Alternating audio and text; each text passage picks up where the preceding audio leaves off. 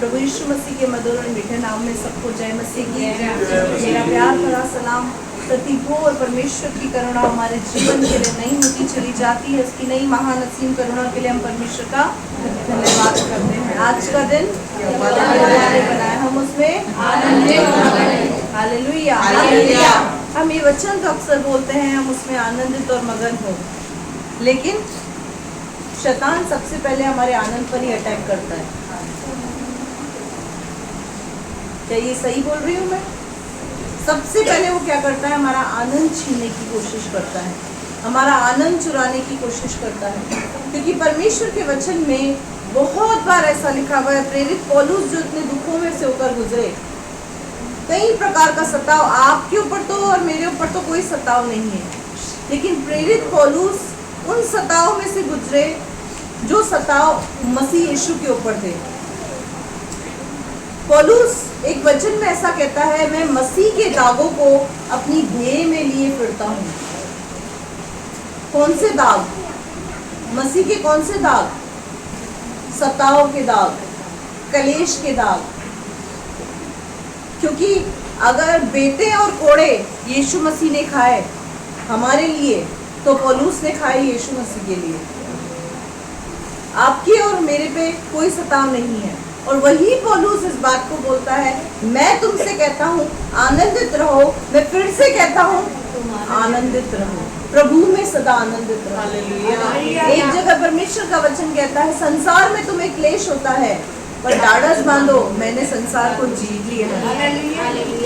ये कौन कह रहा है? संसार में तुम्हें क्लेश होता है। ये आपका प्रभु, आपका और मेरा प्रभु यीशु मसीह कह रहा है। उसको पता है संसार में क्लेश है। वो स्वर्ग पर बैठकर अंदाजा नहीं लगा रहा है, उसने स्वर्ग पर बैठकर अंदाजा नहीं लगाया। अगर वो स्वर्ग पर बैठकर अंदाजा लगा रहा होता तो हम कह सकते प्रभु नीचे होता तो देखो पता चले क्या दुख होता है, हम किन कलेशों से गुजरते हैं, तू नीचे होता तो तुझे पता चले। ये वो प्रभु यीशु मसीह कह रहा है जो इस पृथ्वी पर जन्म लिया, इस पृथ्वी पर रहा, दुखों को सहा, क्रूस उठाया, मारा गया, गाड़ा गया, तीसरे दिन फिर मृतकों में से जी उठा। उसको अनुभव है हर कलेश का, उसको हर अनुभव है हर दुख का, हर तकलीफ का, हर पीड़ा का, हर परेशानी का, जिससे आप और मैं गुजरते हैं। उसको सब बातों का अनुभव है। वो प्रभु इस बात को कह रहा है, संसार में तुम्हें क्लेश होता है, पर ढाढ़स बांधो, मैंने संसार को जीत लिया है। इसीलिए जब जब हमारा आनंद हमारे जीवन से जाने लगे, उसको जाने ना दे, तुरंत प्रभाव से वचन से भर जाए और अपने आनंद को थाम ले। क्योंकि ये शैतान की प्लानिंग है हमारे जीवन से आनंद चुराने की। हालेलुया। परमेश्वर के वचन में लिखा है, परमेश्वर के सम्मुख आनंद की भरपूरी है, उसके दाहिने हाथ में सुख सर्वदा बना रहता है। जैसे ही आनंद जाने लगे, परमेश्वर की उपस्थिति में बैठ जाए। हालेलुया। आपका आनंद आपके पास लौट आएगा। आपने किया है नहीं किया, लेकिन आप करके देखना। जैसे ही आनंद छूटने लगे, इस वचन को स्मरण करना, परमेश्वर के सम्मुख आनंद की भरपूरी, उसके दाहिने हाथ में सुख सर्वदा बना रहता है, उसकी उपस्थिति में बैठ जाना, आप तुरंत प्रभाव अपने आनंद से वापस कर जाएंगे। Hallelujah, hallelujah, hallelujah. आइए हम एक क्षण के लिए अपनी आंखों को बंद करेंगे और परमेश्वर के वचन सुनने के लिए अपने हृदय को तैयार करेंगे। हमारे जीवित और महान स्वर्गीय दयालु अनुग्रहकारी सामर्थी परमेश्वर, बड़ी नम्र और दीनता के साथ अब्बा पिता, हम आपके चरणों की वेदी पर आते हैं। हम आपका स्वागत करते पवित्र आत्मा। इस समय आप हमारे बीच में हैं, आप हमारे बीच में चल फिर रहे हैं। अपने वायदे के अनुसार जो आपने वायदा किया था कि मैं तुम्हारे बीच में चला फिरा करूंगा, मैं तुम्हारे अंदर रहूंगा, तुम्हारे अंदर वास करूंगा, मैं तुम्हारा परमेश्वर होऊंगा और तुम मेरे लोग होगे। उस वायदे के अनुसार तुम्हारे बीच में है प्रभु, तुम्हारे बीच में चल फिर रहा है, तुम्हारे बीच में हमसे बातचीत कर रहा है। उसके लिए हम तेरा धन्यवाद करते हैं, सचमुच तेरा धन्यवाद करते हैं। इस समय जो वचन यहाँ से ताज़ा मन्ना तेरी ओर से पिता हमें मिलता है, हम उसे खाकर तृप्त होने पाए। वो वचन का मन्ना, वो वचन का बीज हमारी जिंदगी से 100 गुना प्रतिफल रहा है। वचन के बीज चुराने वाली आत्मा को मैं के जीवन से यीशु के नाम से डिस्ट्रॉय करती।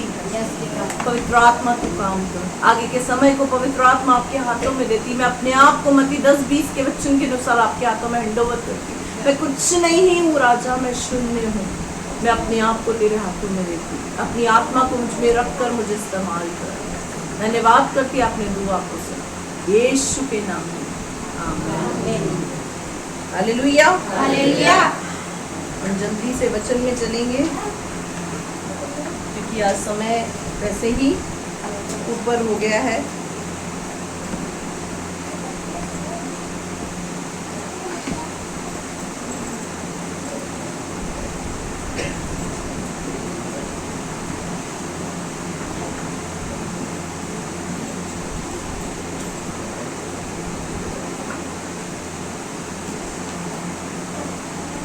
मसीह जीवन में जब एक विश्वासी के जीवन में उतार चढ़ाव आते हैं, वो उतार चढ़ाव में एक विश्वासी व्यक्ति डगमगा जाता है, भटक जाता है।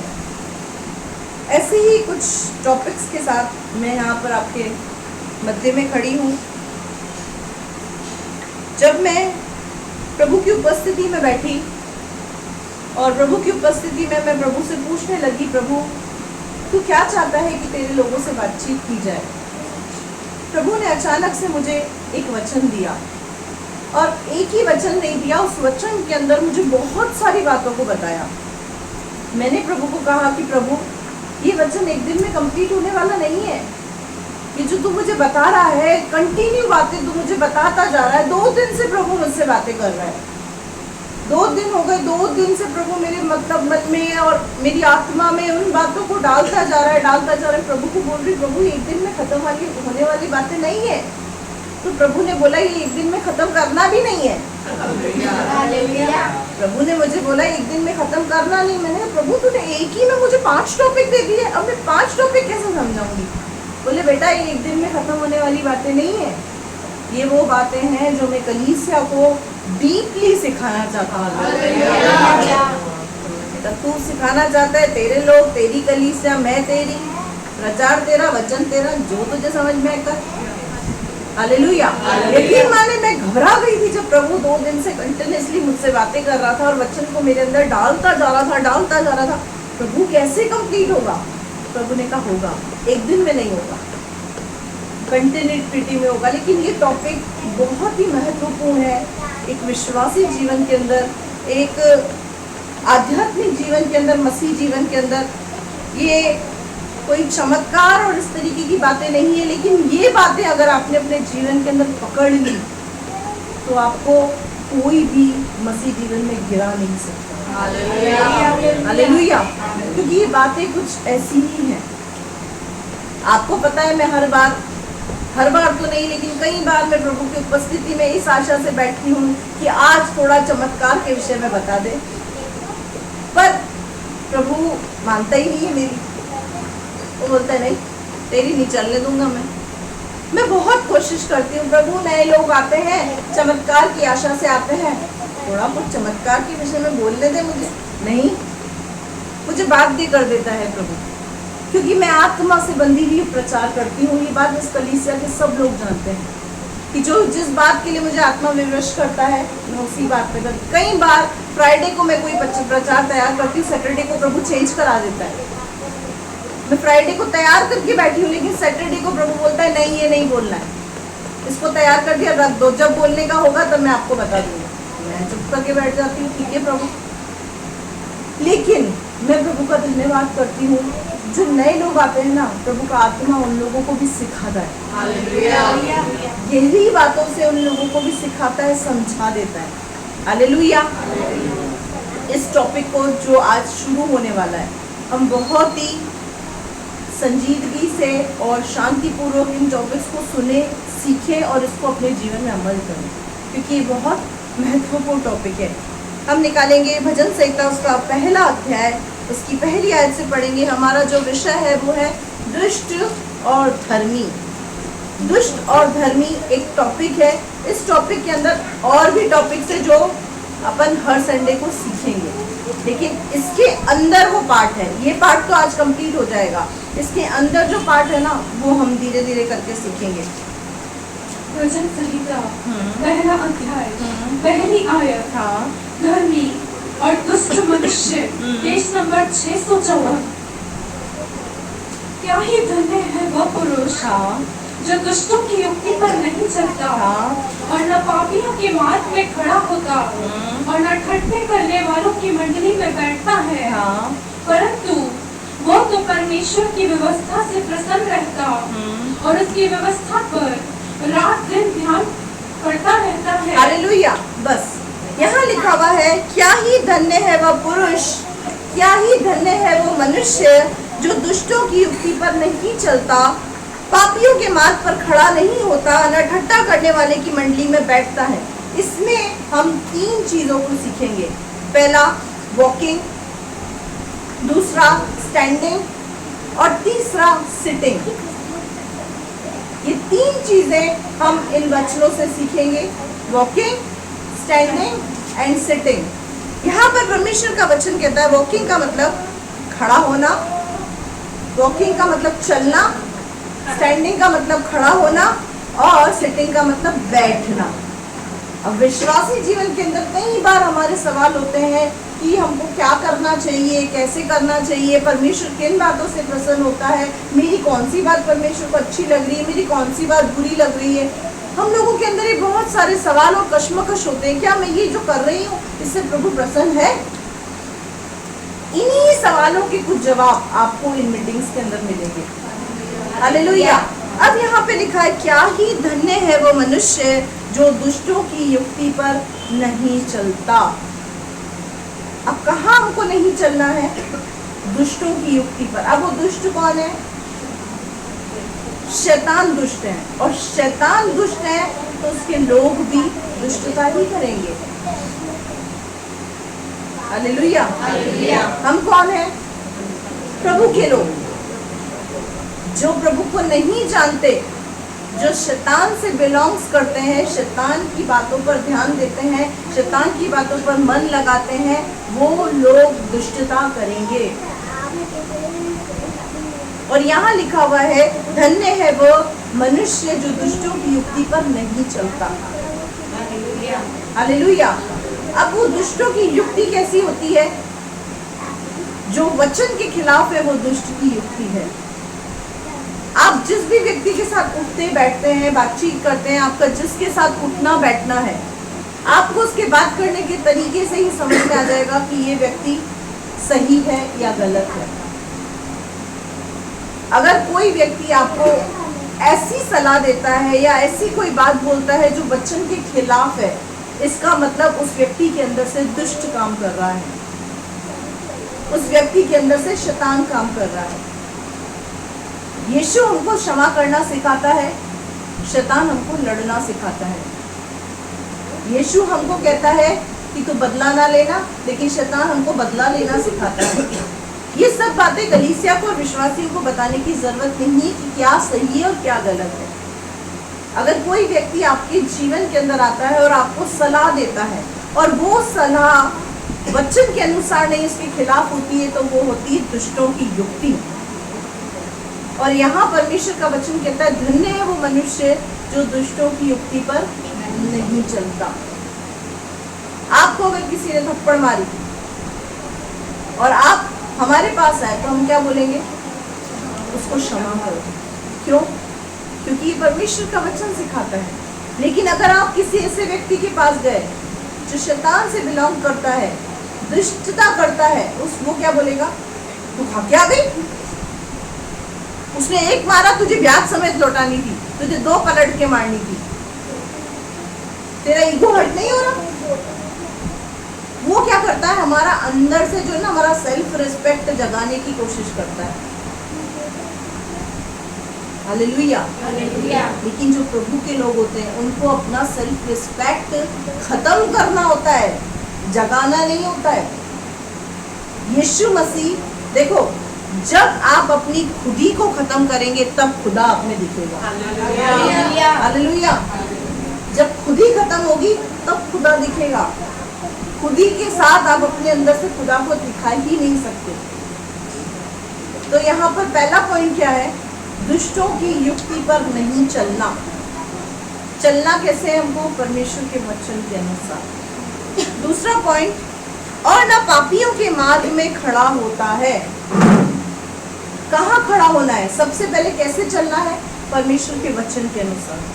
दुष्टों की युक्तियों पर नहीं, परमेश्वर के वचन पर, उसकी बातों पर और परमेश्वर की बनाई हुई युक्तियों पर हमको चलना है। और यहाँ लिखा हुआ है दूसरा, पापियों की मंडली में खड़ा नहीं होता। कौन है धन्य? जो दुष्टों की युक्ति पर नहीं चलता। दूसरा, पापियों की मंडली में खड़ा नहीं होता। अब है हम सही व्यक्ति, धर्मी व्यक्ति हैं हम, राइचस पर्सन है हम, लेकिन हम खड़े कहाँ हैं? पापियों की मंडली में।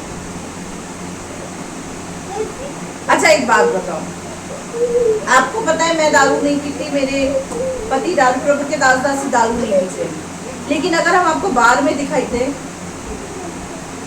तो चलेगा? हम पीने थोड़ी गए थे, हम तो प्रार्थना करने गए थे वहां पे। परमेश्वर का वचन कहता है बाहर में जाकर प्रार्थना कर, ऐसा बोलता है। परमेश्वर तो दूर और नजदीक का परमेश्वर है। यहाँ प्रार्थना करेंगे तो बाहर में काम होगा। हालेलुया। यहाँ प्रार्थना करते हैं, जब अमेरिका दुबई में काम हो जाता है तो बाहर में जाने की जरूरत क्या आ रही है? हम पीने वाले नहीं है, लेकिन हमारी संगति पीने वालों के साथ है। हम पीने वाले नहीं है, लेकिन हमारा उठना बैठना रोज पीने वाले व्यक्ति के साथ है। वो पी रहा है, हम कोल्ड ड्रिंक लेके बैठे हैं, चलेगा ये? इसीलिए परमेश्वर का वचन क्या कहता है? पापियों की मंडली में खड़ा नहीं होना।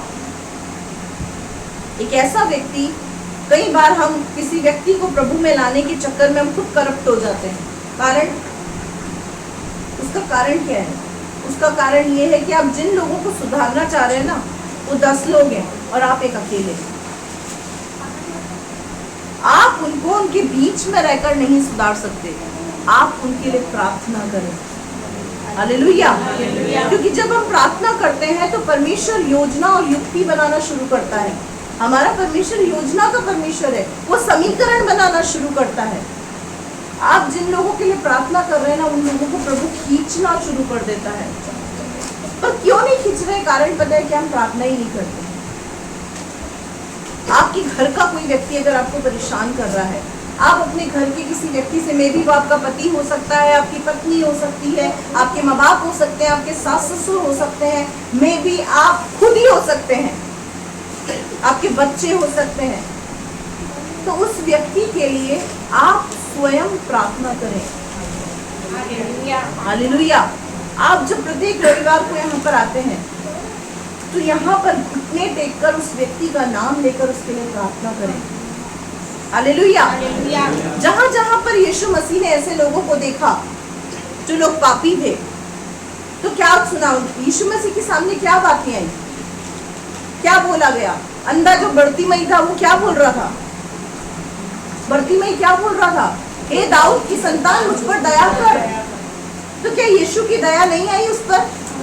वो अंधा भिखारी था, लेकिन यीशु के ऊपर जब उसने दृष्टि, यीशु ने उसके ऊपर दृष्टि लगाई और यीशु ने उसके शब्दों को सुना, हे दाऊद की संतान, मुझ पर दया कर, तो यीशु की दया आई।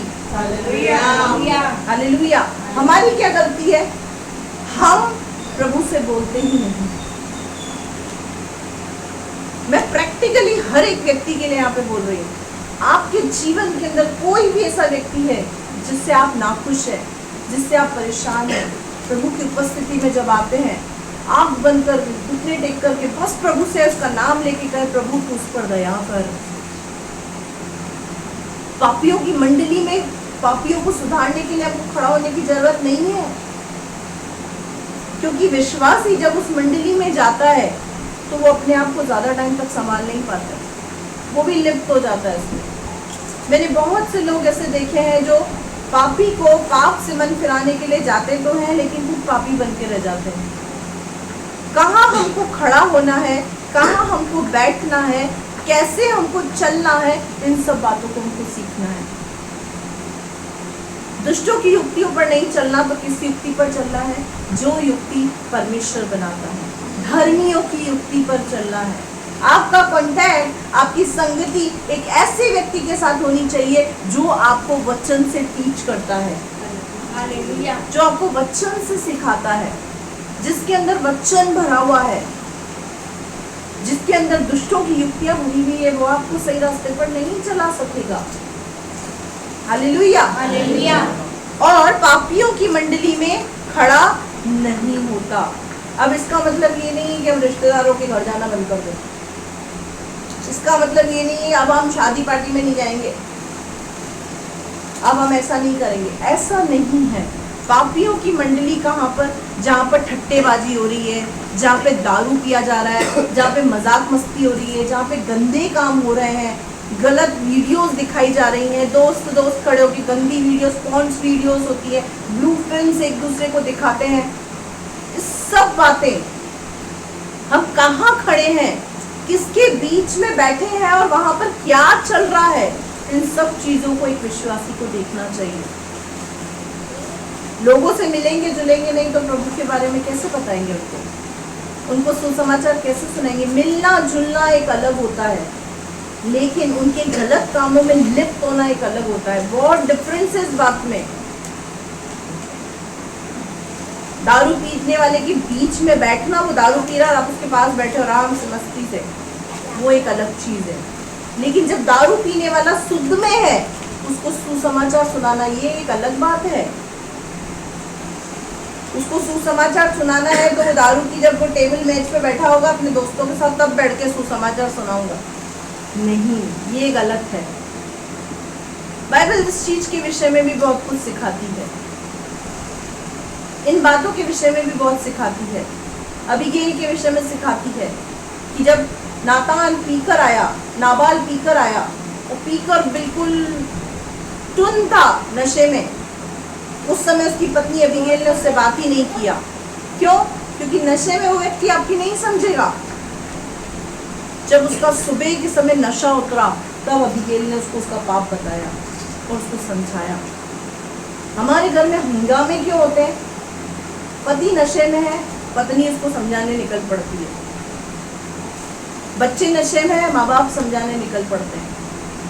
जब उसका नशा उतरता है ना, जब वो शुद्ध में हो, तब उससे बात करो। क्या हम समझ रहे हैं इस बात को? और उससे बात करने से ज्यादा उस व्यक्ति के लिए प्रभु यीशु मसीह से दया को मांगो। आपके परिवार में प्रभु ने आपको इसलिए चुना है ताकि आप अपने परिवार के उन सदस्यों के लिए जिनके ऊपर दया नहीं हुई है, उनके लिए दया की प्रार्थना करें। हालेलुया।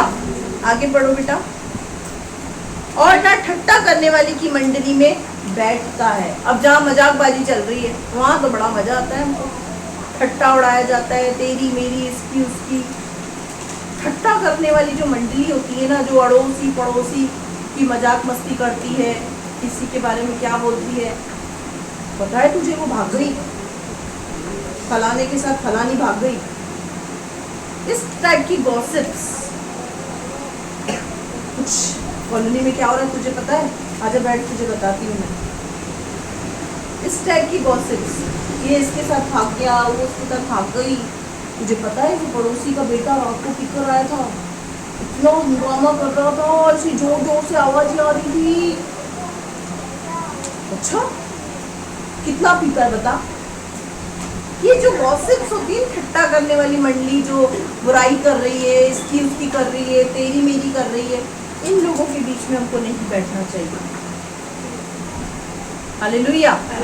कई बार मैंने देखा है दोस्त यार मिलते हैं, आज 90% जो घर टूटे हुए हैं ना, उसका कारण पता है क्या है? दोस्ती और यारी। दोस्ती यारी में क्या होता है? लड़के लड़के आपस में बात करते हैं, अरे तू जोरू का गुलाम है, मेरे को देख मैं कैसे चलता हूँ अपनी पत्नी के साथ। गुलाम बन के रखना है, गुलाम बना के, पैरों की जूती है औरत। ये कौन सिखाता है? दोस्त यार। और फिर क्या होता है? घर में तांडव, झगड़े। शादीशुदा लड़कियां मिल जाती हैं और ये तेरा पति ये नहीं करता है, मैं तो उसको ऐसे चलाती हूँ, ऐसे इशारे पे नचाती हूँ, तुझे नचाना नहीं आ रहा, अरे मुझसे सीख। इस तरीके की जो बातें हैं, ये ठट्टा करने वाली मंडलियां हैं जो बिगाड़ती हैं। हमें किसके पास बैठना है, किसके पास खड़े रहना है, किसके साथ चलना है, ये डिसाइड आपको करना है। इसीलिए जो मेरा टॉपिक है उसका नाम ही दुष्ट और धर्मी है, और इसमें आपको वॉकिंग, स्टैंडिंग एंड सिटिंग, चलना, बैठना और खड़े रहना कहाँ पर है, यही चीजें हम सीखेंगे। हालेलुया। हालेलुया। क्यों? क्योंकि ठट्टा करने वाली जो मंडली होती है ना, वो एक दूसरे की मजाक मस्ती करती है। अब पत्नी पति को बड़ी अच्छी लगती है, पति को पत्नी अपनी बहुत अच्छी लगती है, लेकिन उसका दोस्त बोलता है अरे यार तेरी पत्नी को अक्ल ही नहीं है, तेरी पत्नी ऐसी है, तेरी पत्नी वैसी है। तो क्या होगा, उस पति के अंदर अपनी पत्नी के प्रति जहर आ जाएगा, जहर। और धीरे धीरे जो पति अपनी पत्नी से प्यार करता है ना, वो नफरत करने लगता है। हम किसके साथ उठते बैठते हैं, तेरी मम्मी तो ऐसी है, दोस्त घर में आते हैं, मम्मी ने डांट दिया तो बच्चों को बोलती तेरी मम्मी तो ऐसी है, जब देखो हमको डांटती रहती है, हम तेरे घर नहीं आएंगे। फिर बच्चे क्या करते हैं, माँ बाप से लड़ते हैं, मेरे दोस्तों के सामने मेरी बेइज्जती कर दी तूने। यही होता है ना, यही हो रहा है घरों में। कलीसिया में आने वाले व्यक्ति को किसकी संगति करनी है, इस बात को सीखना है। परमेश्वर के वचन में लिखा हुआ है, बुरी संगत अच्छी चरित्र को बिगाड़ देती है। जब तक मेरी संगति ऐसे लोगों के साथ थी जो प्रभु को नहीं जानते, तब तक मैं भी प्रभु की बातों को नहीं समझ पाती थी। लेकिन जैसे ही मैं हर संगति से दूर हुई, मैंने अपनी सारी फ्रेंड्स को त्यागा, उनको सब कुछ छोड़ दिया, मैं प्रभु की आवाज को साफ साफ सुनने लगी, उसकी योजनाओं को साफ साफ देखने लगी। अगर आज भी मेरे साथ मेरे फ्रेंड सर्कल होता तो वो मुझे क्या बोलता, जवानी की उम्र में बुढ़ापे वाले काम कर रही है, नहीं बोलते, जवानी की उम्र में बुढ़ापे वाले काम कर रही है, अभी तो जीने की उम्र है। ऐसी बातें बोलती मेरी फ्रेंड्स मुझे। नाचने गाने की उम्र है, उस नाचने गाने की उम्र में तो कहाँ बगल में नाच रही है। और लिटरली ऐसा ही हुआ, जब मैं प्रभु में आई तो फ्रेंड सर्कल जो मेरा था वो मुझे इसी तरीके की बातों से बोलते थे कि अब तू बहुत चेंज हो गई है, अब पता नहीं सारा दिन प्रभु प्रभु करती रहती है, और हमको ये बातें समझ में नहीं आती। तो तुमको मैं समझ में नहीं आती, मेरी बातें नहीं समझ में आती, मुझको तुम समझ में नहीं आ रहे।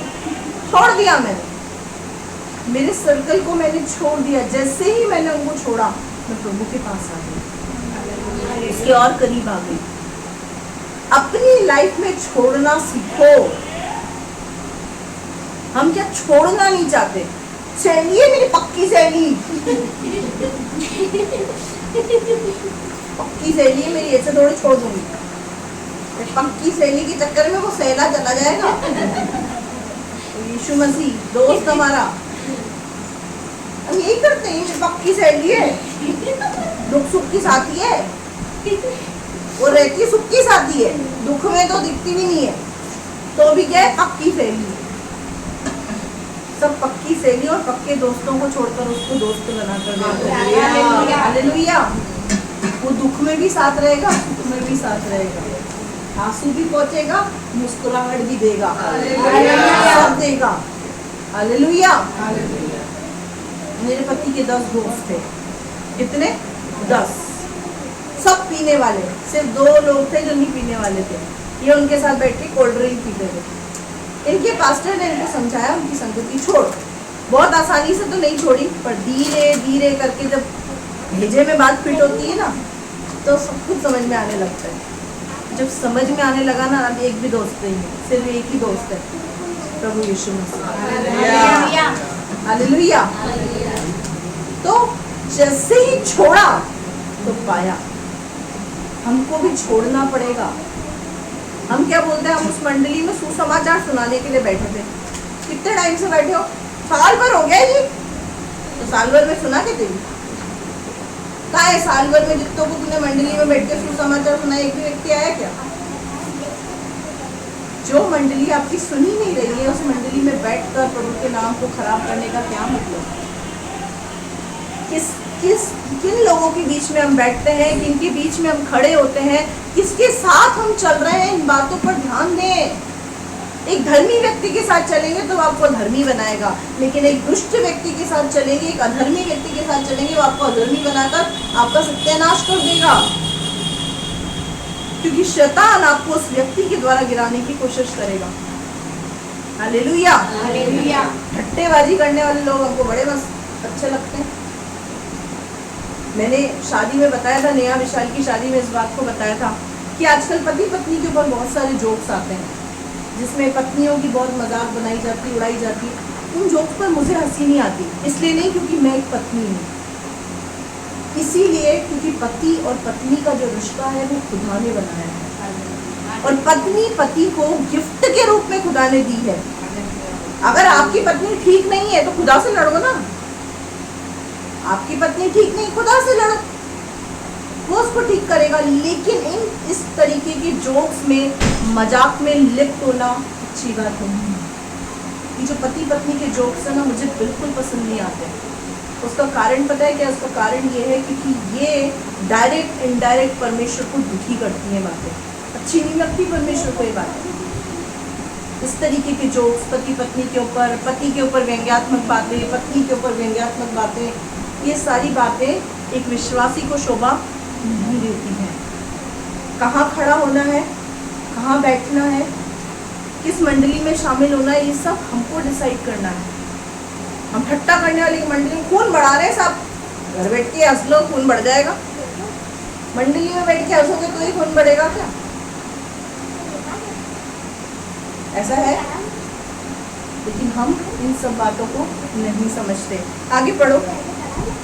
परंतु वह तो यहोवा की व्यवस्था से प्रसन्न रहता है और उसकी व्यवस्था पर रात दिन ध्यान रखता रहता है। हालेलुया। कौन?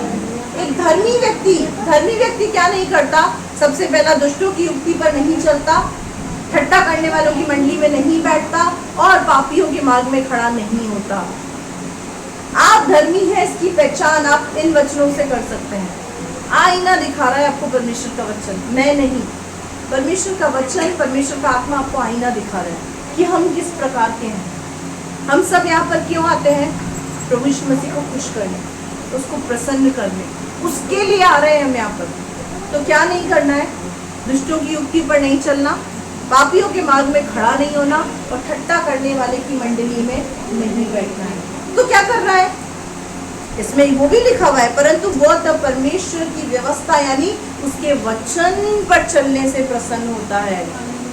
हालेलुया। उसको परमेश्वर का वचन अच्छा लगता है। मेरे प्रियो, परमेश्वर का वचन कड़वा जरूर है, पर हमारे लिए प्रकाश और ज्योति का काम करता है। हालेलुया। कोई मारे, उसको क्षमा करना बहुत कठिन काम है, लेकिन जब आप क्षमा करोगे ना तो एक सुकून महसूस करोगे अपने अंदर। करके देखना, किसी ने आपको थप्पड़ मारी, उसको एक थप्पड़ आप भी मारा ना, करके देखना। अगर आपको किसी ने थप्पड़ मारी, आपने उसको पलट कर थप्पड़ मार दी, आपको बेचैनी होने लगेगी, आपको ऐसा लगेगा मैंने कुछ गलत किया है, मुझे ऐसा नहीं करना चाहिए था। क्यों पता है? क्योंकि परमेश्वर का वचन हमको ऐसा नहीं सिखाता। लेकिन आप क्षमा करके आओगे ना तो एक आपको अपने अंदर प्राउड फील होगा। जब क्षमा कर दोगे ना तो क्या होगा? अपने अंदर एक फीलिंग आएगी कि मैं धर्मी बन रहा हूँ। खुशी मिलेगी कि मैं धर्मी बनने की प्रोसेस में जा चुका हूँ और मैं अब धर्मी बन रहा हूँ, मैं धर्मी बन रही हूँ। अब ये क्या लिखा हुआ है? धर्मी किस बातों से खुश होता है? परमेश्वर के वचनों की बातों से खुश होता है, वचन पर चलने से खुश होता है, परमेश्वर को प्रसन्न करने से खुश होता है और उसी पर रात दिन ध्यान दिए रहता है। हालेलुया। हम एक वचन पढ़ेंगे, यहोशू की पुस्तक उसका पहला अध्याय उसकी 5वीं आयत से हम पढ़ेंगे।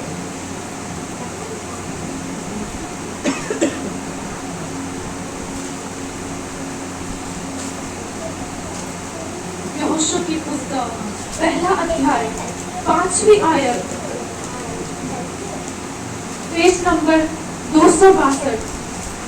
तेरे जीवन भर कोई तेरे सामने ठहर ना सकेगा। जैसा मैं मूसा के संग रहा, वैसे ही तेरे संग भी रहूंगा। हालेलुया। ये क्या कर रहा है? ये परमेश्वर प्रॉमिस कर रहा है। किससे कर रहा है ये? यहोशू से। यहोशू कौन है? यहोशू वाज अ राइचस मैन, एक धर्मी व्यक्ति है। धर्मी व्यक्तियों के साथ कौन कौन से प्रोमिसेस जुड़े होते हैं, मैं ये बता रही हूँ आपको। धर्मी व्यक्ति कौन होता है, उसके अंदर क्या क्वालिटी होती है, मैंने ये आपको बताया कि धर्मी कौन है, उसके अंदर क्या क्वालिटी होती है। अब मैं बता रही हूँ धर्मी व्यक्ति के साथ क्या क्या प्रोमिसेस जुड़े होते हैं। किसके? खुदा के। एक इंसान प्रॉमिस करके भूल जाता है। एक लड़का जब लड़की से वादा करता है कि मैं तुझे नहीं छोड़ूंगा चाहे कुछ भी हो जाए, तेरे लिए जान दे दूंगा, चांद तारे तोड़ाऊंगा, ये सब कुछ कर लूंगा, आकाश हिला दूंगा, सूरज नीचे ले आऊंगा, चांद ऊपर कर दूंगा। जब ऐसे वादे करने वाला लड़का थोड़े दिन बाद दूसरी लड़की को लेकर उसके पास में से निकलता है, क्यों? क्योंकि वो मनुष्य का वादा है। लड़की प्रॉमिस करती है चाहे कुछ भी हो जाए, मेरे को मेरे माँ बाप से लड़ना पड़े, झगड़ना पड़े, पर मैं तो तुमसे ही शादी करूंगी। होता क्या है? वो किसी दूसरे से शादी कर लेती है। क्यों? क्योंकि ये मनुष्य का वादा है, ये मनुष्य के प्रोमिसेस है। लेकिन यहाँ पर एक धर्मी व्यक्ति के साथ कौन प्रॉमिस कर रहा है? परमेश्वर। मे भी आप धर्मी व्यक्ति हो, उसकी वजह से आपको बहुत दुख उठाना पड़े, हो सकता है आपको बहुत तकलीफ से गुजरना पड़े, आपके धर्मी होने की वजह से हो सकता है बहुत से लोगों से आप दूर हो जाएं। लेकिन एक बात याद रखना, एक धर्मी के साथ परमेश्वर के वादे अनंत तक रहते हैं। हालेलुया। अंत तक चलने वाला परमेश्वर है, उसके बाद भी परमेश्वर ही मिलेगा ऊपर हमको, वही मिलेगा, वो खुदा ही मिलेगा, वो प्रभु यीशु मसीह मिलेगा आपको। आगे पढ़ो बेटा इसको। तेरे जीवन भर हाँ, कोई तेरे सामने ठहर ना सकेगा। What a wonderful thing. तेरे जीवन भर कोई तेरे सामने ठहर ना सकेगा। हालेलुया। क्या छोटी बात समझ रहे हैं? तेरे जीवन भर कोई तेरे सामने ठहर ना सकेगा, यानी अच्छे अच्छों के छक्के छूट जाएंगे तेरे सामने, लेकिन तू खड़ा रहेगा। हालेलुया। खड़ी रहेगी। हालेलुया। आगे। जैसा मैं मूसा के संग रहा, हाँ, वैसे ही तेरे संग भी रहूंगा। जैसे मैं मेरे दास मूसा के संग रहा, वैसे यहोशू में तेरे संग भी रहूंगा। हालेलुया। क्यों? क्योंकि मेरा दास मूसा धर्मी था और उसके जैसा धर्मी मैंने तेरे को भी पाया है। हालेलुया। जैसे मैं मूसा के संग रहा, यहोशू के संग रहूंगा, तो जैसे मैं यहोशू के संग रहा, मैं तुम लोगों के संग भी रहूंगा। हालेलुया। आगे। और ना मैं तुझे धोखा दूंगा, हाँ। और ना तुझको छोड़ूंगा। हाँ, ना मैं तुझे कभी कट्टी कुट्टी करूंगा, ना मैं कभी तुझे छोड़ूंगा, ना कभी तुझे त्यागूंगा। हालेलुया।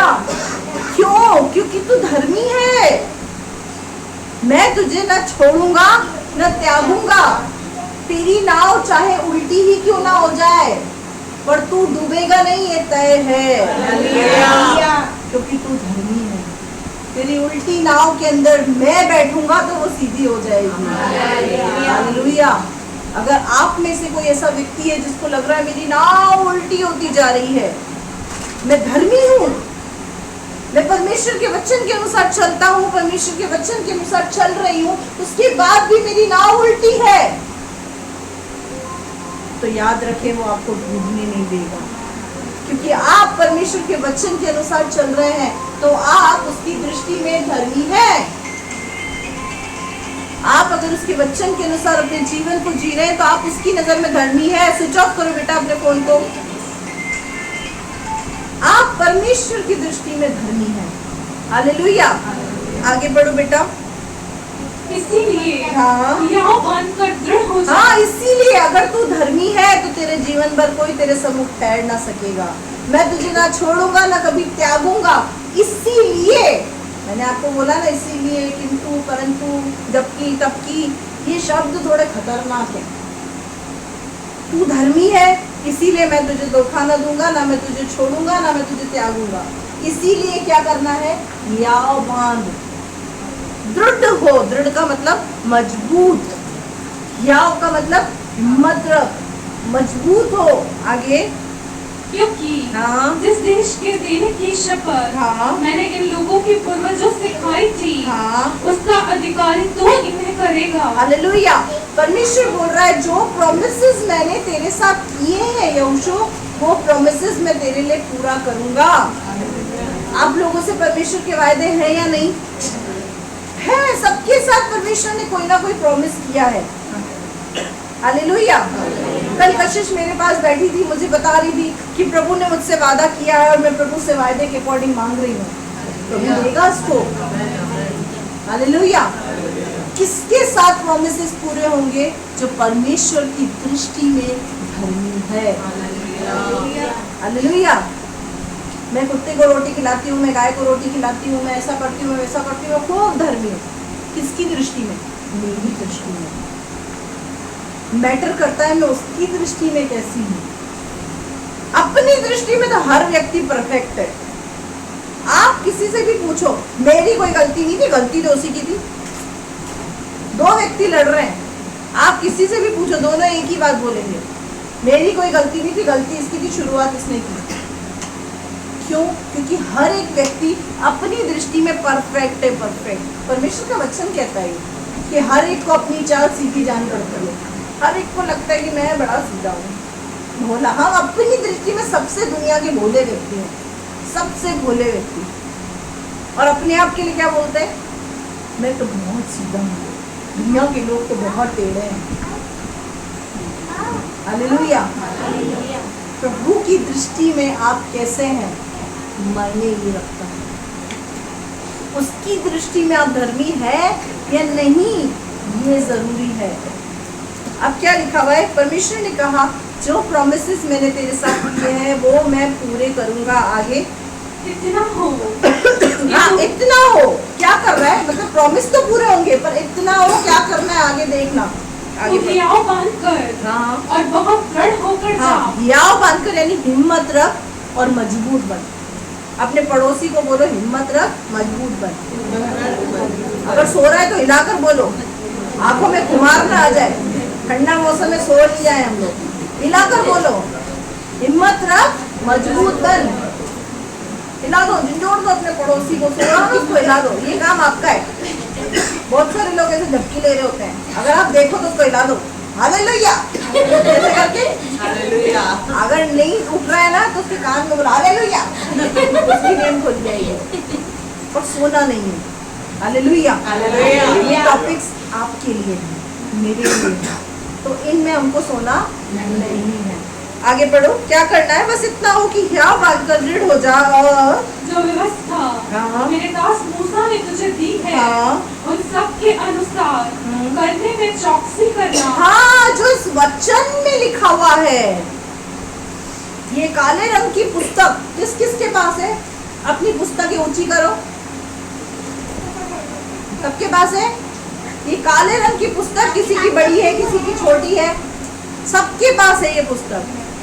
इसमें जो लिखा हुआ है उसके अनुसार करने में चौकसी करना, यानी अगर इसके अनुसार जो कुछ लिखा हुआ है तू चल रहा है, तू चल रही है, तो तेरे साथ कुछ गलत हो ही नहीं सकता।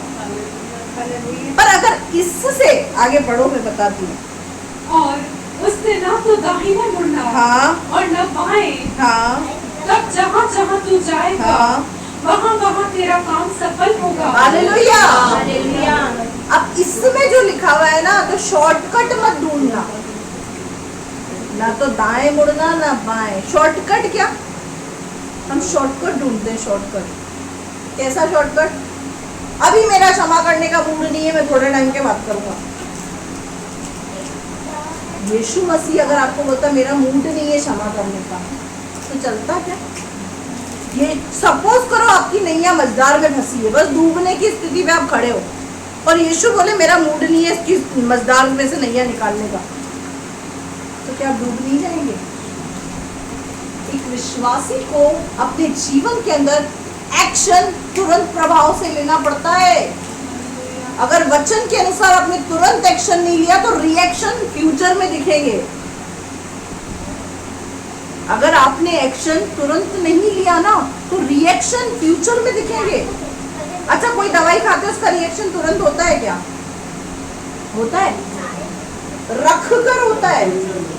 फ्यूचर में जब डिलीवरी सिजेरियन होती है ना तो उस समय तो बच्चा बड़ा अच्छा दिखता है, सब कुछ अच्छा लगता है, हो जाता है, डिलीवरी निकल जाता है उस समय दुख का 10 दिन का। लेकिन उसके बाद जब सर्दियाँ आती है ना, जो बैग टूटती है ना, उसका रिएक्शन बाद में दिखाई देता है। लेकिन एक विश्वासी के जीवन के अंदर वचन के अनुसार एक्शन तुरंत होना चाहिए। अगर आज आपसे कोई माफी मांग रहा है, तुरंत उसको माफ करो, क्योंकि रिएक्शन जब आपके सामने आएगा ना तो वो बहुत खतरनाक होगा, आप उसको संभाल नहीं पाएंगे। क्योंकि यीशु मसीह वचन के अनुसार चला, तभी उसने बोला तुम चल सकते हो, क्योंकि मैं मनुष्य रूप में रहकर गया हूं, तुम कर सकते हो, तुम कर सकते हो, तुम्हारे लिए पॉसिबिलिटी है करने वाली। अब यहाँ क्या लिखा हुआ है? बस इतना कर, और बस इतना ही तो हमसे नहीं होता है। इसमें लिखा बस इतना कर, क्या कर? जो बातें व्यवस्था की, जो वचन की बातें हैं, जो कुछ इसमें लिखा हुआ इसके अनुसार तू चौकसी कर, तू फल खा, गुठलियां मत गिन, तू काम कर, परिणाम की चिंता मत कर। परिणाम देने वाला तो मैं हूं। हालेलुया। आप एग्जाम देने से पहले टीचर के पास बैठ के डिस्कशन करते हैं क्या? मैं एग्जाम दूंगी नहीं तो आप मेरे को पास करोगी, फेल करोगी? कितनी टीचरें बैठी और कितने बच्चे उनके पास जाते हो? देखो मैडम, अगर पास करने का विचार हो तो एग्जाम दूं, नहीं तो नहीं दूंगा, सोच लेना। तो मैडम क्या बोलेगी? मत दे, जा मत दे, मेरे को क्या है, तू ही फेल होगा, रेस्टिकेट हो जाएगा स्कूल से। टीचर से हम डिस्कस करते हैं नहीं, हम एग्जाम देते हैं, परिणाम का इंतजार करते हैं। ऐसे ही कुछ बाइबल के सिद्धांत है जिनको हमको पूरा करना है। आप वचन के अनुसार चलें, उसका प्रतिफल आपको 110% मिलेगा, मिलेगा, मिलेगा। बस आप चलो वचन के अनुसार, ना तो इससे दाएं मुड़ना ना बाएं। हम क्या करते हैं? शॉर्टकट निकालते हैं। कोई शॉर्टकट नहीं है, कोई शॉर्टकट नहीं है। यहाँ से गुमानपुरा जाने के लिए बहुत शॉर्टकट है, लेकिन बाइबल में शॉर्टकट नाम की चीज नहीं है। रास्ता तो वही है जो यीशु मसीह ने तय किया। यीशु मसीह पैदा होते ही बोलता मरियम को, मम्मी क्रूस पे चढ़ा दो। इतना टाइम इंतजार थोड़ी करूंगा, अभी स्वर्ग की एसी खा के आया हूं, उनसे गर्मी बर्दाश्त नहीं हो रही मेरे से। ऐसा हुआ क्या? मरियम के पेट में से यीशु निकलते, मम्मी मैं क्रूस पे चढ़ने आया, चढ़ा दो। प्रोसेस में से गुजरा यीशु मसीह, 33.5 साल इस पृथ्वी पर रहा, कोई शॉर्टकट नहीं था। वो राजाओं का राजा है, प्रभुओं का प्रभु है, उसके लिए कोई शॉर्टकट नहीं था। तो आपके और मेरे लिए शॉर्टकट कहां से आएगा? 40 साल का रास्ता था इजरायलियों के लिए कनान देश जाने का। कितना? 40 दिन का रास्ता था, 40 दिन। कितना टाइम लग गया?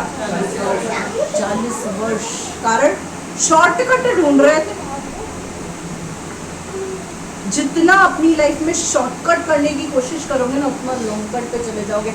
एक बात मैं यहाँ से स्पष्ट आपको सिखाना चाहती हूँ, आपको जो क्रूस परमेश्वर ने दिया है, अगर आप उस क्रूस को काटने की कोशिश करोगे ना तो उससे डबल क्रूस आपको उठाना पड़ेगा।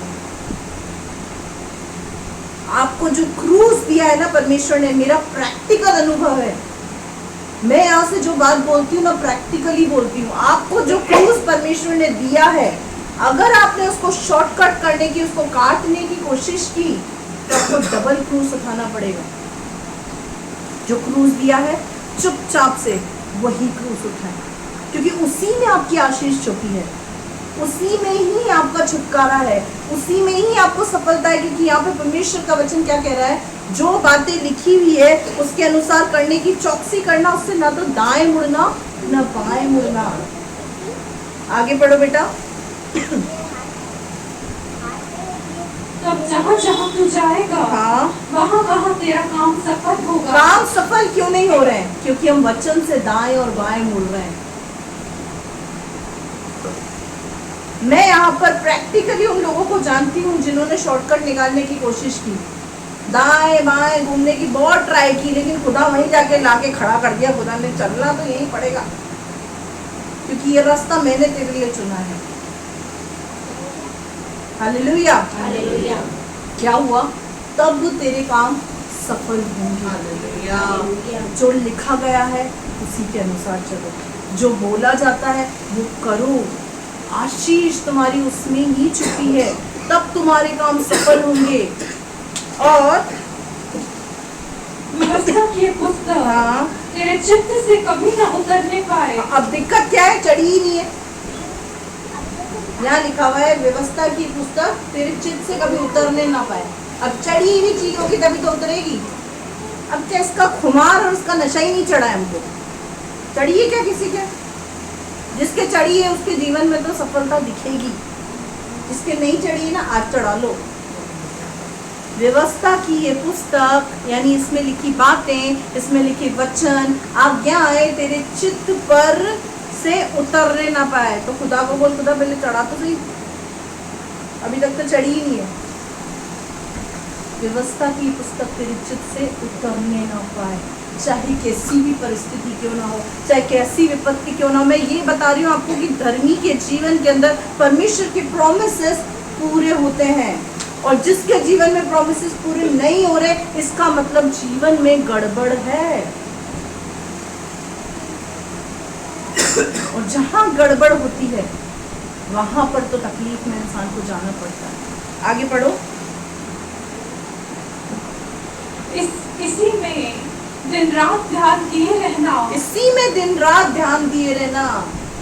दिन और रात ध्यान दिए रहना, पर हमको टाइम ही नहीं है।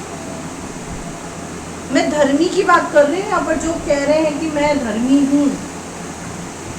यहाँ पर बहुत सारे विश्वासी ऐसे हैं जो परमेश्वर के वचन को हल्के में लेते हैं, जो पढ़ते तो हैं पर उसके महत्व को नहीं समझते, जो पढ़ तो रहे हैं पर उसकी वैल्यू को नहीं समझ रहे हैं, और कुछ तो ऐसे हैं जो खोलते ही नहीं है और कह रहे हैं हम धर्मी हैं खुद की दृष्टि में। यीशु मसीह के लिए गवाही कहां से आई थी? यूहन्ना ने गवाही दी थी, तू उसका प्रिय पुत्र है, वो तेरे से प्रसन्न है। ये गवाही थी। यीशु के लिए गवाही स्वर्ग से आई थी, ये मेरा प्रिय पुत्र है, इससे मैं प्रसन्न हूँ। ये गवाही सुनने के लिए आपके कान आतुर क्यों नहीं है? कोई गवाही दे या न दे, एक बात बोलो यहाँ से, मेरी कोई जब तारीफ करता है ना, मैं उससे खुश नहीं होती हूँ। उसका कारण पता है क्या है? मैं अपने मन को समय बोलती हूँ कि लोगों की तारीफ से खुश मत होना। जब तक खुदा तारीफ ना करे ना, तब तक मन ही अपने जीवन को संभाल कर चले, क्योंकि लोग तो मुंह देखी तारीफ करते हैं, मुंह देखी प्रशंसा करते हैं, लेकिन असली जो आईना होता है ना, वो सिर्फ खुदा ही दिखाता है एक व्यक्ति को। हालेलुया। यहाँ पर क्या लिखा हुआ है? इसी में रात दिन ध्यान दिए। इसमें परमेश्वर के वचन में। तो क्या धंधा नहीं करें क्या? रात दिन इसमें पड़े रहेंगे तो क्या काम काज नहीं करें क्या? 24 घंटे हम काम करते हैं क्या? 24 घंटे आपके पास रेस्ट का कोई टाइम नहीं है। एक भी ऐसा व्यक्ति खड़ा हो जाए जो बोले मैं पूरी रात भर भी काम करता हूँ। मेरे प्रियो, पौलुस पूरा दिन भर प्रभु का सुसमाचार सुनाता था, कलीसियाएं स्थापित करता था, पूरा दिन प्रभु की सेवा करता था, और रात को अपने सेवकों, अपने जो उनके सहभागिता करने वाले थे ना, उनके साथ तंबू का काम करता था। रात को भी यीशु मसीह पूरा दिन खुदा का काम कर रहा है, चमत्कार कर रहा है, रात को पहाड़ पे बैठकर यीशु परमेश्वर के साथ बातचीत कर रहा है, प्रार्थना कर रहा है, फिर भोर उठते उपदेश करता है, फिर दिन होती है और दिन होते चमत्कार शुरू करता है। आपकी लाइफ में ऐसा नहीं है? आपकी लाइफ में ऐसा नहीं है? हमारा इतना बिजी शेड्यूल नहीं है, हमारे पास टाइम है, हमारे पास दिल नहीं है। रात दिन इस पे ध्यान दे देना। रात दिन का मतलब कम से कम बाइबल को 2 बार तो पढ़ो पूरे दिन भर में। मैं जब से प्रभु में आई हूँ मेरा एक रूटीन है। वो रूटीन क्या है? सुबह को मैं नया नियम पढ़ती हूँ, शाम को मैं पुराना नियम पढ़ती हूँ। शुरू से मेरा रूटीन है, सुबह मैं नया नियम पढ़ती हूँ और शाम को मैं पुराना नियम पढ़ती हूँ। रात दिन यानी 2 बार बाइबल कम से कम पढ़नी है। और हम कितनी बार इसको उठा रहे हैं वो देख लें। जितना ये बंद रहेगी उतना आपका जीवन प्रभु के योग्य नहीं होगा। जितना ये बंद रहेगी उतना आपका जीवन पुराना है, और जितना ये खुलेगी आपका जीवन नया होता चला जाएगा। हालेलुया। क्या लिखा हुआ है? इसी में रात दिन ध्यान दिए रहना। आगे इसीलिए हाँ, कि जो कुछ उसमें लिखा है उसके अनुसार करने की तो चौकसी करे। कि जो कुछ उसमें लिखा हुआ है, अब पढ़ेंगे नहीं तो पता क्या चलेगा क्या लिखा हुआ है। बहुत से लोग बोलते हैं कि परमेश्वर हमसे बातचीत नहीं करता, हमको परमेश्वर की आवाज नहीं आती, समझ में नहीं आती। मेरे को समझ में आ जाता है क्यों नहीं बातचीत हो रही है, क्योंकि ये वचन नहीं पढ़ रहा। परमेश्वर के वचन में लिखा है भजन संहिता 138 के 2 में कि परमेश्वर ने अपने बड़े नाम से अधिक वचन को महत्व दिया है। वचन को महत्व परमेश्वर दे रहा है तो वो आपसे कितना महत्व चाहेगा। ऐसे भी मैंने लोग देखे जो घंटों प्रार्थना करते हैं पर वचन खुलते ही उनका सर कतराने लगता है। विश्वासी जीवन की अक्सर मैंने बताया है 2 पंख हैं। क्या है? वचन और प्रार्थना। और आराधना उसके पैर हैं जो उसको जमीन से टिका कर रखते हैं। अगर हमारा जीवन वचन का नहीं है, प्रार्थना का नहीं है, तो गड़बड़। शैतान आपको किसी भी समय पकड़कर आपको गड़बड़ में डाल देगा, किसी भी समय, आपको पता भी नहीं चलेगा। आगे पढ़ो। इसी में ध्यान दिए रहना, और इसीलिए क्योंकि जो कुछ इसमें लिखा है उसके अनुसार करने में तू चौकसी करे, क्योंकि ऐसा ही करने से तेरे सब काम सफल होंगे और तू प्रभावशाली होगा। हालेलुया। अगर आप प्रभावशाली नहीं है इसका मतलब जीवन में गड़बड़ है। आप वचन के अनुसार नहीं चल रहे, वचन की चौकसी नहीं कर रहे। आपका प्रभाव पड़ना चाहिए लोगों पर, लोग आपसे प्रभावित होने चाहिए, इम्प्रेस्ड होने चाहिए, आप एक अलग से हाईलाइट होने चाहिए। ऐसा एक धर्मी का जीवन होता है। लेकिन आपका प्रभाव लोगों पर नहीं पड़ रहा, आप प्रभावशाली ना दिख रहे हैं ना हैं, इसका मतलब जीवन में गड़बड़ चल रही है। हम धर्मीपन से हटकर दाएं बाएं मुड़ने लगे हैं। अब तक मुड़ गए, पता नहीं था, आज ट्रैक पर आ जाए। मैं यहाँ से डरा नहीं रही हूँ, मैं यहाँ से चिता रही हूँ, समझा रही हूँ, क्योंकि इस कलीसिया से परमेश्वर प्यार करता है और जिससे वो प्यार करता है उसकी वो ताड़ना करता है। तो बुरा लग रहा हो तो परमेश्वर से लड़ना, मेरे से नहीं। 2 रोटी ज्यादा खाकर ताकत लेके बैठ जाना परमेश्वर की उपस्थिति में, उनसे लड़ना। क्या सिखा दिया तुमने, डरा के भेजा है, हमको फुल डरा दिया। वो आपकी ताड़ना इसलिए करता है क्योंकि वो आपको धर्मी देखना चाहता है, आपसे प्यार करता है, आपको अपनी संतान मानता है। हालेलुया। आगे बढ़ो। क्या मैंने तुझे आज्ञा नहीं दी? हाँ। याव बांध कर दृढ़ हो। क्या मैंने तुझे आज्ञा नहीं दी? याव बांध के दृढ़ हो। मैंने तेरे को नहीं कहा हिम्मत रख, मजबूत बन। आगे भय न खा। भय न खा यानी डर मत। आगे और तेरा मन कच्चा न हो। और तेरा मन कच्चा ना हो। आगे क्योंकि जहाँ जहाँ तू जाएगा हाँ। वहाँ वहाँ तेरा परमेश्वर यहोवा तेरे संग रहेगा। Hallelujah. What a wonderful promise। जहां जहां तू जाएगा वहां वहां मैं तेरे संग रहूंगा। अब आप मुझे बताओ, जहां जहां हम हैं वहां अगर परमेश्वर साथ है तो कौन हमारा बाल बाका कर सकता है? कोई नहीं। उंगली लगाने वाले को भी करंट आ जाएगा। जैसे उंगली रखेगा खुदा बोलेगा उंगली हटा, मेरा ही है। क्यों? क्योंकि खुदा है ना साथ में, वो रखने देगा क्या उंगली? लेकिन क्यों गड़बड़ियां हो रही है? कारण क्या है? हम वचन के अनुसार नहीं चलते। मेरे प्रियो, मैं प्रैक्टिकली इस चीज को मैंने देखा है कि जिस व्यक्ति ने वचन के खिलाफ काम किया है उस व्यक्ति का जीवन हमेशा अस्त व्यस्त ही रहता है। और बाइबल से मैं आपको इन दिनों ऐसे ही एग्जाम्पल्स दिखाऊंगी जिन्होंने वचन के खिलाफ काम किया, उसका परिणाम उन्होंने बहुत खतरनाक भुगता। वचन के खिलाफ आप चल सकते हैं, कोई दिक्कत नहीं, परमेश्वर आपको जबरदस्ती नहीं करेगा, लेकिन उसका खामियाजा, उसका परिणाम खतरनाक होता है, घातक होता है। वचन के खिलाफ जो चलता है ना व्यक्ति, वो व्यक्ति हमेशा ही दुख, तकलीफ, परेशानियों में पड़ा रहता है, नहीं निकल पाता। और यही बातें 2 दिन से परमेश्वर मुझे सिखा रहा है, एग्जाम्पल के साथ, उदाहरण के साथ। और वो उदाहरण आपको मैं दूंगी, एक एक करके दूंगी उदाहरण। और जब आप उन उदाहरणों को सुनेंगे कि एक धर्मी के जीवन पर विपत्ति क्यों आती है और कैसे वो फंसता है, तब आपको समझ में आएगा कि एक धर्मी होना इतना आसान नहीं है। खुदा की दृष्टि में, खुद की दृष्टि में तो हम सब धर्मी हैं।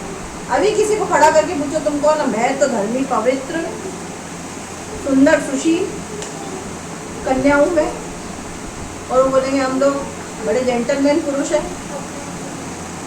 हर व्यक्ति अपनी दृष्टि में बड़ा ही बढ़िया है। उसकी दृष्टि कैसी है, वो कैसे वो हमको पसंद कर रहा है, नहीं कर रहा है, हम उसको पसंद आ रहे हैं या नहीं आ रहे हैं, मैटर करता है। क्या लिखा हुआ है? जब तू इस पुस्तक में लिखी हुई बातें सबसे पहले तो चढ़ानी है, और चढ़ गई तो उसको चित्त से उतरने नहीं देना, और इसमें जो लिखा हुआ उसके अनुसार करने की चौकसी करना है, तब तू प्रभावशाली होगा, तेरे काम सफल होंगे, तू कुछ भी करेगा प्रभु तुझे सफलता देगा। हालेलुया। तू जो ठानेगा वो तू कर पाएगा। और क्या लिखा हुआ है इसमें कि मैंने तुझे आज्ञा दी है, ह्यावबान, दृढ़ हो, तेरा मन कच्चा ना हो, भय ना खा। क्यों? क्योंकि तेरे संग चलने वाला यहोवा तेरा परमेश्वर है। अगर आप धर्मी हैं तो आपको कच्चा मन करने की जरूरत नहीं है, डरने की जरूरत नहीं है, घबराने की जरूरत नहीं है। मजबूती से खड़े हो जाएं, भले ही आपकी स्थिति कैसी क्यों ना हो। लेकिन अगर आप धर्मी हैं, जो 3 पॉइंट्स मैंने आपको बताए, दुष्टों की युक्तियों पर नहीं चलता, पापियों की मंडली में खड़ा नहीं होता, और ठट्टा करने वाले की मंडली में नहीं बैठता। अगर आपका जीवन वचन के अनुसार है तो आपको डरने, घबराने की और मन कच्चा करने की जरूरत नहीं। आपके लिए सफलता तय है, क्योंकि जहां जहां आप जाओगे आपका परमेश्वर यहोवा आपके संग संग चलेगा। Hallelujah, hallelujah, hallelujah. Chambal garden में खड़े होके चना चोर गरम खाओगे तो भी परमेश्वर साथ में खड़ा होगा। Hallelujah, hallelujah. कहीं पे भी जाओगे ना, खुदा आपके साथ, खुदा होगा तो कोई घटना हो सकती है कि आपके साथ, आपको मुझे बताओ, वो साथ साथ में अगर आपके साथ चल रहा है, अगर हम खड़े होके हाथी जाम भी खाएंगे ना तो भी वो पास में खड़ा होगा, कचौड़ा खा रहे होंगे तो भी वो पास में होगा। हालेलुया।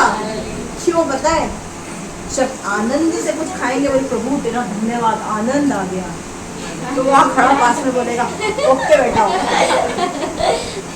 अगर वो साथ साथ हो, आप इमेजिन करो,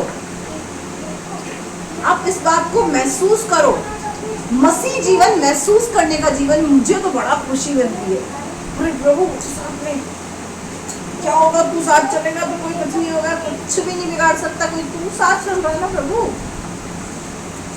कुछ नहीं हो सकता, कुछ नहीं बिगड़ सकता। लेकिन वो साथ होना चाहिए।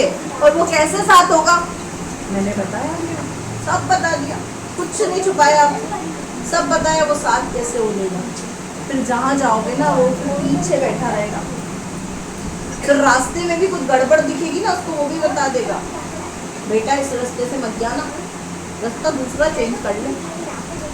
कई बार ऐसा हुआ है, मेरे साथ हुआ, अंदर आवाज आ जाती है, आज मत जा, आगे मत जा, इधर से मुड़ जा, इधर से चली जा। और किसी दिन नहीं सुनती हूँ ना, तो जाके ट्रैफिक में फंस जाती खड़ी होके, और भी पी पी पी पी करती हूँ। अब प्रभु को बोलती, प्रभु क्या है, बोला तो था बेटा मत जाए यहाँ से, तो नहीं तो मेरे बात। तो मेरे प्रियो, मैं जो आपको बात सिखा रही हूँ ना, वो बहुत मसीह जीवन के लिए महत्वपूर्ण बात है। हालेलुया। हम पढ़ेंगे भजन संहिता 1-3। कुछ आयतों को पढ़ के मैं यहाँ पर अपने कथन को विराम दूंगी। वापस वहीं पे आ जाओ बेटा, भजन संहिता 1 पर आ जाओ। थोड़ा दुष्टों के बारे में भी तो सुन ले। भजन संहिता 1-3 तक कंप्लीट कर दिया, 3 से पढ़ो। वो उस वृक्ष के समान है, हाँ, जो बहती नालियों के किनारे लगाया गया है। वो उस वृक्ष के समान है। कौन? धर्मी व्यक्ति।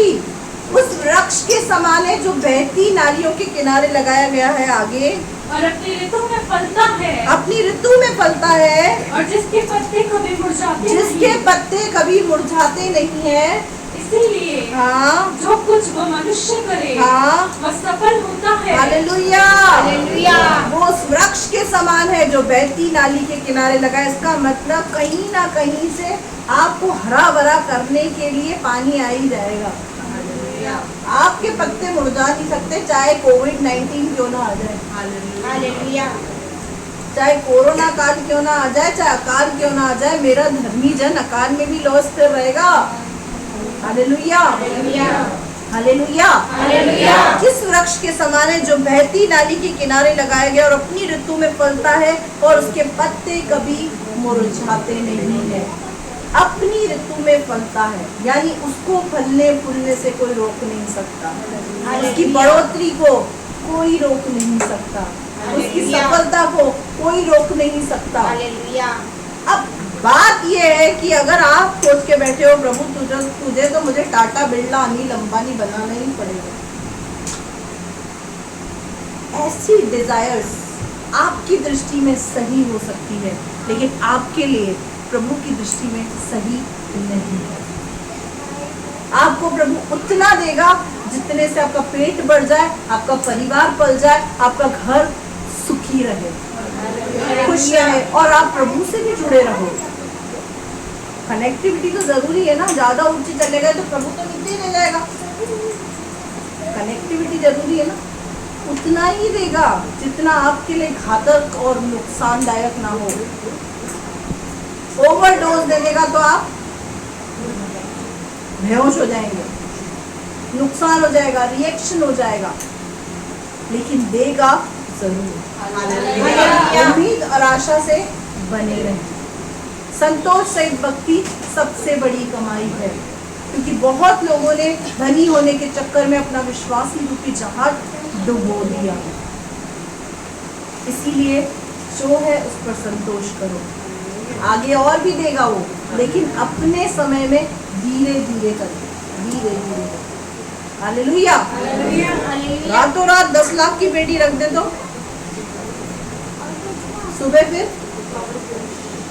सुबह से लेकर रात तक क्या करेंगे? 10 बार उसको गिनेंगे। प्रार्थना गई, वचन गया। कम से कम 10 लाख को 10 दिन तक सोचेंगे कहाँ कहाँ लगाना है, मुझे क्या क्या करना है।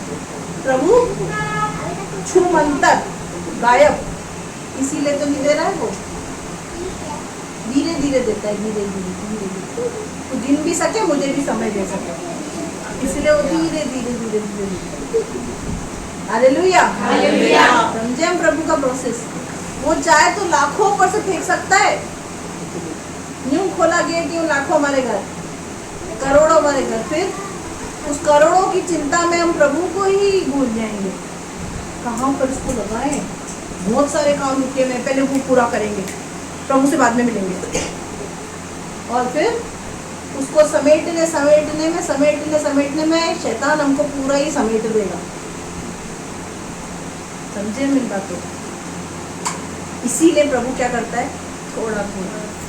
यहाँ पर बहुत लोगों की गवाही है कि जरूरत पड़ने पर प्रभु हमारा हाथ बात रुकने नहीं देते। हालेलुया। अरे बहुत लोगों की गवाही, प्रभु आज जरूरत है, ले बेटा। इससे क्या होता है पता है, कनेक्टिविटी भी बनी रहती है। बच्चा मांग रहा है, पिता दे रहा है, और सब पहले ही मिल जाए तो बाप की क्या जरूरत है। करोड़ों की संपत्ति तुम्हारे नाम बाप लिख दे तो तुमको बाप की जरूरत होगी? फिर कैसे दिखेगा बाप? अरे यार, कांटा है, कांटा हमारे जीवन में, रुकावट है, रुकावट हमारे जीवन में। कब मरेगा ये बुढ़ाऊ? क्यों? क्योंकि करोड़ों की संपत्ति आ गई ना, बाप का क्या मतलब। लेकिन अगर बाप से रोज 10-10 रुपए खर्ची मिलती रहे तो कनेक्टिविटी बनी रहेगी। तो ये खर्ची वाला ही सीन है। अब हिंदी में उसको क्या बोलते हैं मुझे नहीं पता, क्या बोलते हैं? बेट भाई 10-10 रुपए माँ बाप देते हैं बच्चों को, क्या बोलते हैं? खर्ची। अपन तो खर्ची बोलते हैं ना, मुझे पता है। 10-10 रुपए देते हैं पापा तो अच्छे लगते हैं।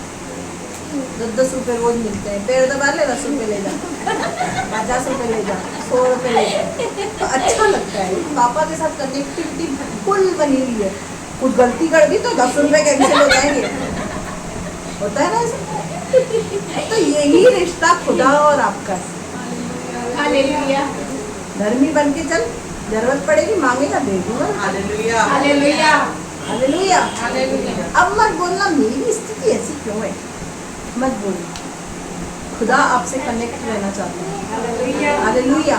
इसीलिए वो लाखों करोड़ों नहीं भेज रहा, वो तो भेज देता।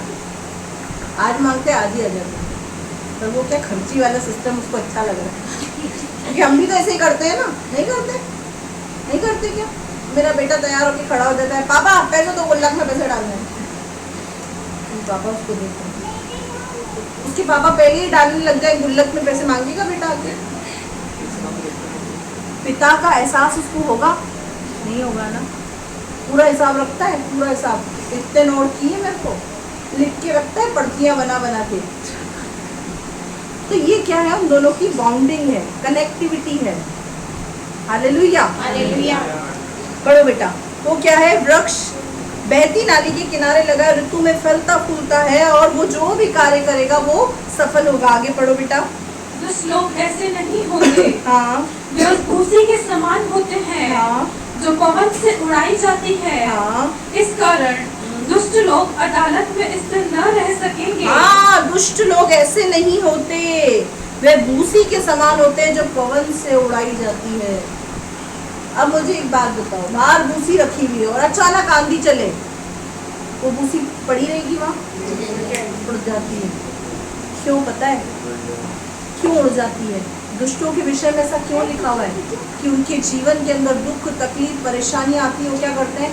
तुरंत उठाते हैं, जहर की बोतल पी जाते हैं, सुसाइड कर लेते हैं, फंदे पर लटक जाते हैं, पटरी के नीचे चले जाते हैं। क्यों? क्योंकि दुष्ट व्यक्ति के ऊपर खुदा का हाथ नहीं होता। दुष्ट व्यक्ति भूसी के समान होता है, वो पवन के साथ चलता है। यानी आंधी आई, आंधी जिस ओर ले गई उस ओर चले गए, जिस और आपको ले जा रहे हैं आप उस ओर जा रहे हो, उसका मतलब आप एक भूसी के समान जीवन को जी रहे हैं। आगे, इस कारण दुष्ट लोग अदालत में स्थिर न रह सकेंगे और न पापी धर्मियों की मंडली में ठहरेंगे। दुष्ट लोग अदालत में स्थिर न रह सकेंगे। अदालत कौन सी? कौन सी अदालत? न्याय की अदालत। भूसी के समान उड़ाए जाएंगे, इसका मतलब मृत्यु तो होगी, उस मृत्यु के होने के बाद न्याय की अदालत में खुदा के सिंहासन के सामने खड़े होंगे, स्थिर न रह पाएंगे। नरक की आग में जाना पड़ेगा उनको। उस अदालत में खुदा को जवाब देने के लायक नहीं रहेंगे। और क्या लिखा हुआ है? और न पापी धर्मियों की मंडली में ठहरेंगे। इस मंडली में बहुत लोग आए, बहुत लोग ठहरे वही जो वाकई धर्मी बनना चाहते थे। हालेलुया। जो वाकई प्रभु को जानना चाहते हैं। काफी आए और काफी चले गए, मेरे को बुरा नहीं लगता। काफी आए, काफी गए, काफी उसके बाद आए और काफी आ रहे हैं, रास्ते में ही है, आएंगे। आएंगे, जगह कम पड़ेगी। मैं तो पता नहीं क्या क्या देखती हूँ शेख चिल्ली की तरह, पता नहीं क्या क्या देखती हूँ। उधर जो भवन बन रहा है ना, मैं उस भवन को भरे हुए नहीं देखती हूँ। मैं जब भी आंखें बंद करती हूँ ना, मैं पांडाल देखती हूँ। जब भी आंखें बंद करती हूँ, और मैं सीरियसली पांडाल देखती हूँ। और इस महीने से तो पता नहीं क्या हुआ, खुदा मुझे दिखाई पांडाल रहा है, और कान में आवाज आती है कि बस उधर तुम ज्यादा नहीं सेवा कर पाओगे। कान में आवाज ही आती है, वहां पर नम्रता में ना तुम ज्यादा सेवा नहीं कर पाओगे, तुमको पांडाल जाना है, पांडाल। मेरी आंखें देखती ही है पांडाल। मैं जब भी आंखें बंद करती हूँ, पांडाल, भीड़, यही दिखती है मुझे। क्यों मेरे प्रियो? क्योंकि धर्मी के साथ हर वो प्रॉमिस जो परमेश्वर करता है वो पूरा होता है। हालेलुया। और ऐसा होगा। इस मंडली में आएंगे लोग, और इतने आएंगे कि लीडर्स कम पड़ जाएंगे। लीडर्स आके बोलेंगे,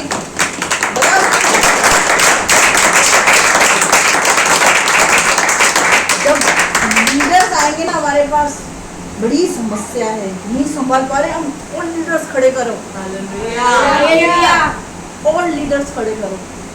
मेरा ये विश्वास है।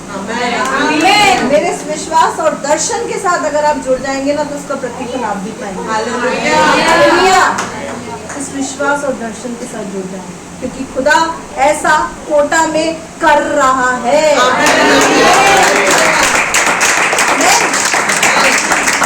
इसके लिए क्या करना है? दृढ़ होना है, मजबूत होना है, भय नहीं खाना है, मन कच्चा नहीं करना है।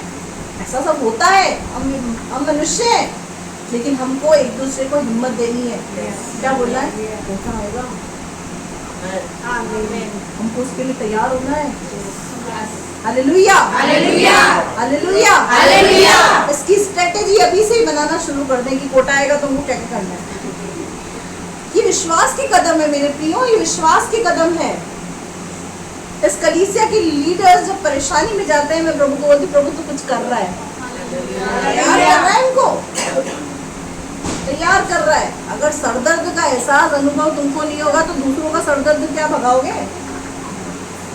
जब तुम्हें तंगाली का एहसास नहीं होगा तो दूसरों की तंगाली में उनको कैसे संभालोगे?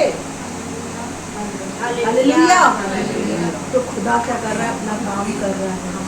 हालेलुया। ऊपर बैठ के खुदा भी सोच रहा होगा, अब तो मुझे पूरा करना ही पड़ेगा। Hallelujah, hallelujah, hallelujah. अब तो मुझे पांडाल देना ही पड़ेगा, भीड़ देनी ही पड़ेगी। अनुग्रह किसका चलेगा? भागने की, चाहने की दौड़ नहीं है, ये तो दया करने वाले परमेश्वर की बात है। तो उसके हाथ का मैटर है, अब वो देगा भीड़। कैसी आएगी, कैसे उमड़ेगी, कहाँ बैठेगी पता नहीं, पांडाल मिलेगा। हालेलुया, आमेन, हालेलुया, हालेलुया। बने रहें। हालेलुया। क्या लिखा हुआ है? धर्मी लोग पापी लोग धर्मी की मंडली में खड़े ना रह सकेंगे। आगे, क्योंकि परमेश्वर धर्मियों का मार्ग जानता है। हाँ, परमेश्वर धर्मियों का मार्ग जानता है, उसको सब पता है। वो अंतर्यामी है, वो ऑलमाइटी गॉड है, वो हर जगह है, उसको सब पता है। वो धर्मियों का मार्ग जानता है। और परंतु दुष्टों का मार्ग नष्ट हो जाएगा। दुष्टों का मार्ग नष्ट हो जाएगा। मेरा टॉपिक कंप्लीट नहीं हुआ, रह गया। खैर कोई बात नहीं, ये तो मुझे पहले ही परमेश्वर ने कहा था कि पूरा होगा नहीं, ये काफी लंबा है। लेकिन आज जो कुछ हमने सीखा वो बहुत महत्वपूर्ण बातें थी। धर्मी और दुष्ट, धर्मी व्यक्ति के साथ जो प्रॉमिसेस होते हैं वो अवश्य पूरे होंगे, उसमें देरी हो सकती है। ध्यान से सुने, जो प्रॉमिसेस है उसमें देरी हो सकती है, लेकिन वो हुए बगैर नहीं रहेगा। हालेलुया। वो होगा। परमेश्वर वचन के द्वारा आपको आशीष दे।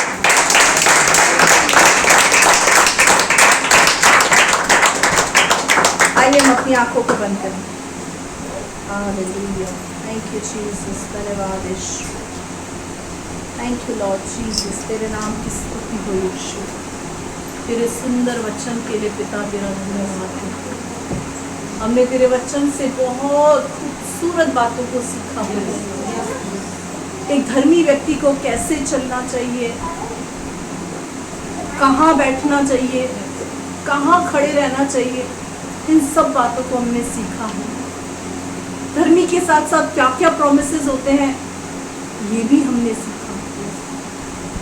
दुष्ट लोग कैसे होते हैं और उनके साथ क्या होता है, उनका अंत कैसा होता है, उनका रिजल्ट क्या होता है, ये भी हमने देखा है।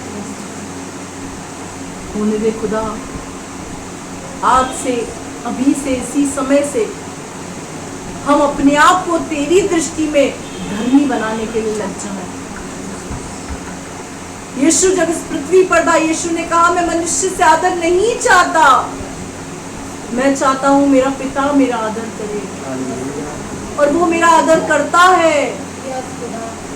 सचमुच खुदा, हम भी तुझसे आदर चाहने वाले और आदर पाने वाले बन जाए। कोई हमारे विषय में कहे या ना कहे, लेकिन तू हमारे विषय में कहने पाए, ये मेरी प्रिय पुत्री है जिससे मैं प्रसन्न हूँ, ये मेरा प्रिय पुत्र है जिससे मैं प्रसन्न हूँ। सचमुच प्रभु, तेरे वचन में लिखा है, ध्यान दृढ़ हो, तेरा मन कच्चा ना हो, ये व्यवस्था की पुस्तक तेरे चित्त पर से कभी उतरने ना पाए, इसी में रात दिन ध्यान दिए रहे, क्योंकि ऐसा करने से, इसके अनुसार चलने से, इसके अनुसार चौकसी करने से तू प्रभावशाली होगा और तेरे सब काम सफल होंगे। प्रभु, तेरा वचन कहता है जो व्यक्ति ऐसा करता है, जहां जहां वो जाता है तू उसके साथ साथ होता है। क्योंकि तेरा प्रॉमिस है, जहां कहीं तू जाएगा वहां मैं तेरे संग बोलूंगा। होने दे खुदा, हम में से हर एक से तूने आज बात किया है खुदा। हर एक जन अपने हाथों को हृदय पर रखे। मैं जानती हूँ परमेश्वर ने आपसे बात किया है। अपने जीवन पर आप मेडिटेट करें, क्योंकि परमेश्वर का वचन कहता है यदि हम अपने आप को जांचते तो दंड ना पाते हैं। हम में से हर एक व्यक्ति अपने आप को जांचे कि क्या सचमुच वचन के अनुसार मैं प्रभु की दृष्टि में धर्मी हूँ। क्या मैं अब तक मनुष्य को प्रसन्न कर रहा हूँ, कर रही हूँ, या मेरा जीवन प्रभु के अनुसार है। क्या मैं गलत संगति में जीवन तो नहीं बिता रहा, क्या मेरी संगति गलत तो नहीं है, क्या मेरी सहेलियां गलत तो नहीं है, क्या मेरे दोस्त गलत तो नहीं है, क्या मैं जिनके साथ उठ रहा हूँ बैठ रहा हूँ वो लोग सही है। हर एक जन अपने जीवन पर मेडिटेट करे, अपने जीवन के लिए निर्णय लेना शुरू करें, निर्णय लेना शुरू करें, और आज इसी समय से निर्णय ले कि जो काम तुझे नहीं पसंद, जो वचन के खिलाफ काम है, वो मैं नहीं करूंगा, मैं नहीं करूंगी। आज से, अभी से, इसी समय से मैं तेरी दृष्टि में धर्मी कहलाऊंगा, धर्मी कहलाऊंगी। हर एक जन इस बात पर मेडिटेट करें। हमारे जीवित और महान स्वर्गीय दयालु अनुग्रहकारी सामर्थी परमेश्वर, आप अपने बच्चों के हाथों को देख रहे हैं जो उन्होंने इस समय हृदय पर रखा है। हर एक जन अपने आप को जांच रहा है और हर एक की कमियों को तू जानता है खुदा, क्योंकि तू धर्मियों को जानता है और तू दुष्टों को भी जानता है। तेरा वचन कहता है धर्मी अपनी ऋतु में फलता फूलता है, उस वृक्ष के समान है जो बहती नाली के किनारे लगाया हुआ है, लेकिन दुष्ट भूसी के समान उड़ाया जाएगा, नष्ट हो जाएगा। प्रभु, तेरे वचन के अनुसार इनके जीवन में तू काम कर। ये वचन एक एक की जिंदगी में 100 गुना प्रतिफल लाए। वचन के बीच चुराने वाली आत्मा को मैं यीशु के नाम से रौंदती हूँ। खुदावन, अंधकार की वो ताकतें, शैतान की वो युक्तियां, वो योजनाएं जो अपने खेमे में बैठकर बना रहा है, उसकी तमाम योजनाओं को जो मेरे परिवार के विरुद्ध, हाउस ऑफ प्रेयर कलीसिया परिवार के विरुद्ध, हमारे विरुद्ध जो वो गढ़ रहा है, उसकी योजनाओं को मसीह यीशु के सामर्थी नाम में खंडित करती, यीशु के नाम से रौंदती। उसकी एक भी योजना सफल नहीं होगी प्रभु, क्योंकि तू हमारे साथ है। और जब तू हमारी और तुम्हारा विरोधी कौन हो सकता है? तेरी सामर्थ्य को मैं चाहती हूँ।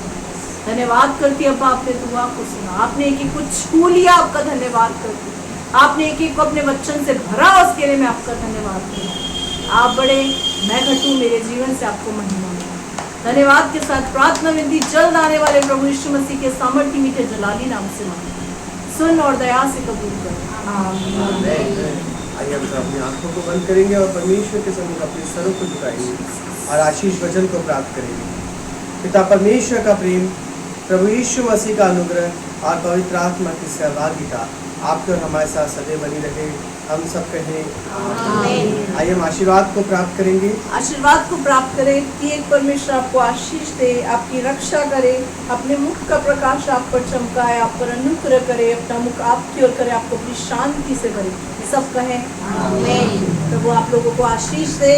जय मसीह की। Praise the Lord.